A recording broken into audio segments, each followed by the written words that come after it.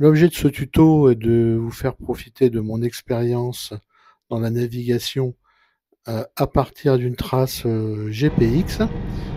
L'objectif est de se faire guider tout au long d'un parcours avec votre smartphone. Alors, le logiciel que je vous présente aujourd'hui s'appelle 68°. C'est un logiciel simple qui permet justement de naviguer sur une trace bâtie ou qu'on vous a fournie ou que vous avez téléchargée tout au long du parcours. Alors ce qu'on voit à l'écran actuellement, c'est le suivi d'une trace de 165 km que j'ai dessiné sur l'ordinateur et que j'ai importé dans le téléphone. Donc en temps réel, on voit le suivi de la route en 2 chevaux et les commandes de direction données par le logiciel 68°. C'est un peu comme si une trace avait été dessinée au crayon et que le logiciel me permettait de suivre cette trace et d'oraliser les directions à prendre au fur et à mesure de son suivi. Donc on va voir dans ce tuto, premièrement l'installation de l'application dans son téléphone mobile, ensuite l'importation d'un fichier GPX dans votre téléphone, ainsi que le démarrage du suivi.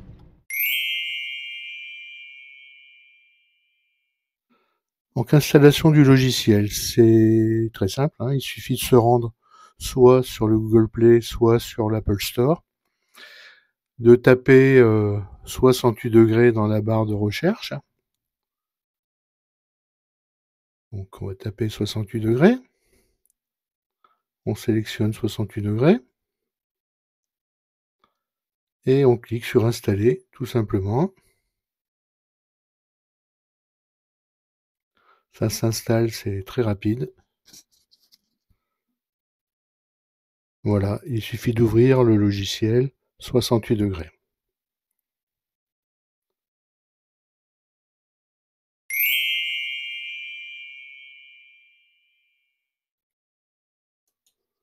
Qu'est-ce que c'est qu'un fichier GPX? Un fichier GPX, c'est un fichier contenant les informations de localisation des points constituant un parcours, donc qui est plus ou moins précis en fonction du nombre de points qui constituent cette trace.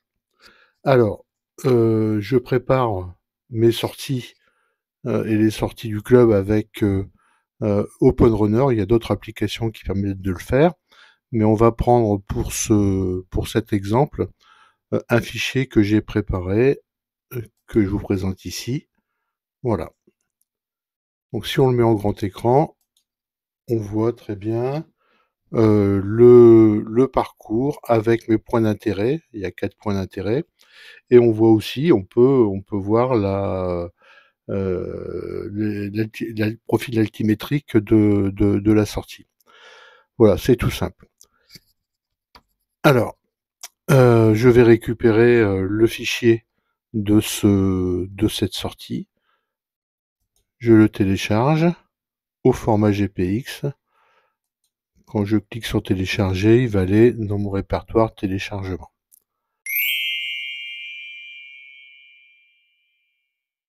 La première méthode consiste à transférer le fichier téléchargé depuis votre PC vers votre téléphone mobile.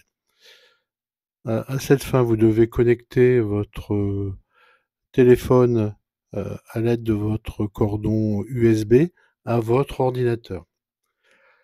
Donc, je vais dans mon répertoire téléchargement de mon PC.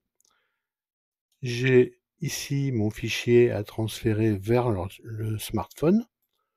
Je le copie. Je me rends dans le téléphone avec le navigateur. Je vais dans le répertoire Download. Vous pouvez en choisir un autre, hein, c'est pas un problème. Download, et je colle. Bon, évidemment, là, je vais le remplacer. Copier, remplacer. Et je le colle dans le répertoire Download. Voilà. Ensuite, le jeu consiste à ouvrir ce fichier avec 68°. Donc je suis dans 68°, j'ouvre le fichier GPX à l'aide de la touche verte, fichier GPX. Je le cherche à l'aide du gestionnaire de fichiers, en haut à droite. Je dois le trouver dans le répertoire téléchargement. Il y est, je sélectionne Baladeur 2025. Je valide avec ces sélectionnés en bas. Et le fichier GPX en tant que trace apparaît dans 68°. Maintenant, il va falloir le convertir. Donc je le convertis à l'aide de la touche automatique et le fichier apparaît sous forme de trace converti à l'aide des points GPS constituant cette trace. Il me reste à le sauvegarder. Je le sauvegarde sous le nom de Baladeur 2025 et j'enregistre. On voit maintenant qu'une mention +1 apparaît dans la case rouge en bas dans mes parcours. Je clique sur mes parcours et on voit la Baladeur 2025 qui apparaît comme un nouveau parcours. Pour naviguer, il me reste à le sélectionner. Donc je l'ouvre. Le fichier apparaît. Il ne me reste plus qu'à lancer la navigation. Je lance la navigation et je vois que le trajet correspond à 163 km pour 3h13 de route en voiture.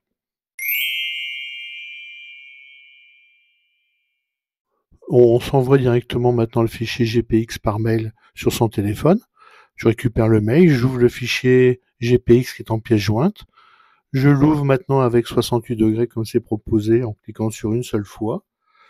La trace apparaît dans 68°. Maintenant, je fais la conversion comme on l'avait fait lors du premier exemple en cliquant sur automatique. La conversion est finie. Donc je sauvegarde maintenant cette trace en la renommant Baladeur définitif puisque Baladeur 2025 existe déjà. Je sauvegarde et je vois apparaître un nouveau fichier dans mes parcours. J'ouvre maintenant mes parcours en cliquant sur la case rouge et je vois le fichier Baladeur 2025 définitif qui est apparu. Bon, ben maintenant, il n'y a plus qu'à lancer la navigation et à suivre la trace.